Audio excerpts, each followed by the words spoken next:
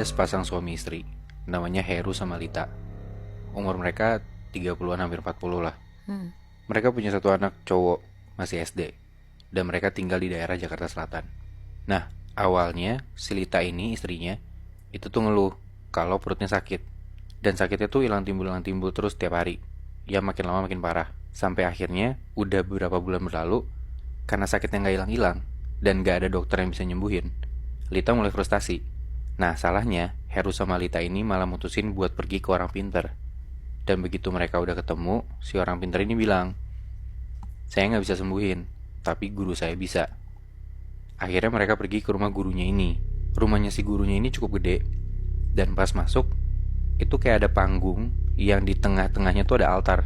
Nah, di altar ini kanan kirinya tuh kayak ada tombak, ada keris, terus ada kepala kambing digantung, kayak yang udah diawatin gitu.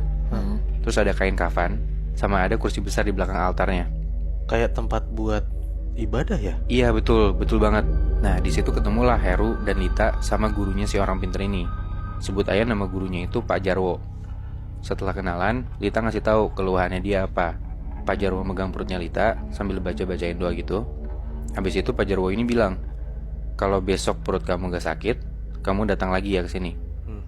Bener aja, besokannya untuk pertama kali dalam beberapa bulan terakhir, perutnya Lita ini gak sakit sama sekali. Jadi langsung sembuh gitu? Iya, langsung sembuh. Anjir.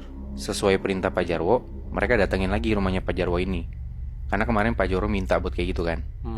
Sampai di sana, Lita dan Hero dikasih tahu kabar baiknya, kalau misalnya perutnya Lita udah gak sakit lagi. Tapi Pak Jarwo bilang, kalau Lita mau gak sakit lagi, kalian harus masuk jadi anggota saya. Tapi kalian belum suci. Saya harus mandiin dulu kalian di sini di malam Jumat. Jadi ternyata ya Pak Jarwo ini, ya kita bisa simpulin emang punya anggota atau perkumpulan gitulah. Dia pemimpin sekte gitu. Nah bisa dibilang gitu Muy. Anjing. Akhirnya di malam Jumat, mereka berdua dimandiin pakai air kembang. Karena katanya mereka ini selalu ngelakuin ritual mingguan tiap malam Jumat itu. Dan lu tahu Muinat, setelah dimandiin dan dalam tanda kutip udah jadi anggota, Heru dan Lita ini gak boleh salawat dan gak boleh ngaji. Zikir pun itu gak boleh pakai bacaan yang ya secara orang Islam tahu, tapi harus pakai bacaan dari Pak Jarwo. Oh. Dia bikin agama sendiri. Iya, ya agak-agak kayak gitu, makanya aneh banget kan. Dan setelah dalam tanda kutip jadi anggota, setiap malam mereka datang ke rumah Pak Jarwo. Selama mereka pergi ke sana, anaknya mereka ini selalu dititipin di tempat neneknya. Yang mana rumahnya neneknya ini juga gak jauh dari rumah Heru dan Lita. Nah, anak ini sebenarnya ngomong kalau dia gak suka nyokap bokapnya itu ninggalin dia setiap malam. Dan anaknya ini minta ke bapak ibunya kalau dia tuh mau belajar ngaji. Tapi Lita sama Heru bilang ke anaknya, kita gak boleh ngaji. Dan permintaan anaknya ini dikasih tahu sama Lita dan Heru ke Pak Jarwo. Dan Pak Jarwo juga ngelarang. Di hari itu, setelah balik dari rumah Pak Jarwo, Heru dan Lita jemput anaknya dan mereka pulang ke rumah.